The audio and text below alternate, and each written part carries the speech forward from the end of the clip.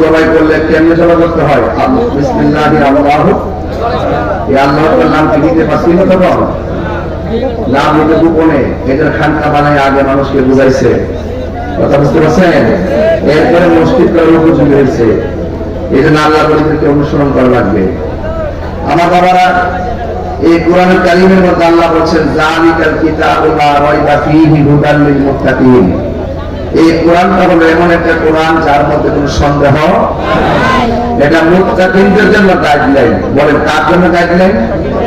মুত্তাকি কারা? ঈমানদার কারা? ওয়াল্লাযিনা ইউমিনুনা বিল গায়বি ওয়া ইয়াকিমুনাস সালাতা ওয়া মিম্মা রাযাকনাহুম ইউনফিকুন। মুত্তাকি আর ঈমানদার হলো কারা? যারা আল্লাহকে না দেখে বিশ্বাস করে, আল্লাহকে না দেখে বিশ্বাস করে, এবং যারা নামাজ কায়েম করে, এবং আল্লাহ যে সম্পদ দিয়েছেন এই সম্পদ থেকে আল্লাহর রাস্তায় ব্যয় করে।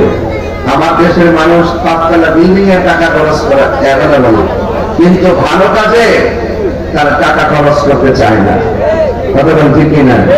এই জায়গাটা চিনে গেছি, আপনার কেউ কেন আমার বকশিস দিতেছেন, দেখবেন একটা বেলা টাকাটা মানলে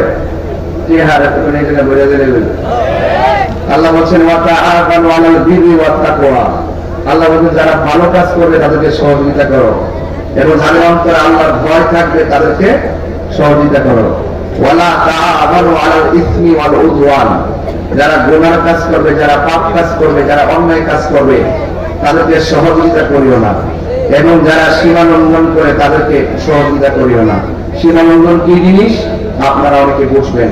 সীমা লঙ্ঘন হলো ওইটা যে দুনিয়াতে থাকা অবস্থায় যদি আপনি কেউ যদি মাদক সেবন করে, আপনি তার বিরুদ্ধে আইনি অ্যাকশন নিতে পারেন, অসুবিধা নাই।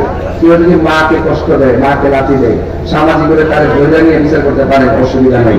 কেউ যদি অন্যায় কাজ করে, খুন করে, বিচার আছে, ইভটিজিং করে, বিচার আছে। দুনিয়াতে থাকা অবস্থায় অন্যায় করলে অবশ্যই বিচার আছে।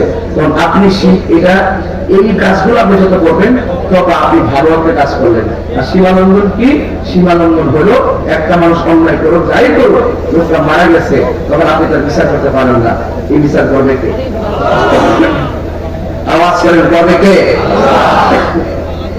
আমার দেশের মধ্যে সীমালঙ্ঘন হলো সেটা যে মুসলমানরা মারা যাওয়ার পর কবর থেকে লাশ তুলে গায়ে আগুন ধরাই দেওয়া হয়েছে।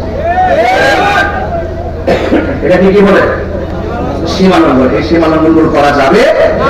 বিচারের ভার কার হাতে? কার হাতে? আল্লাহর হাতে। এই জন্য তাৎক্ষণিক হিসাব যিনি গ্রহণ করবেন তিনি কে? আল্লাহ। এটা বড় করবেন তিনি কে? আল্লাহ রাব্বুল আলামিন।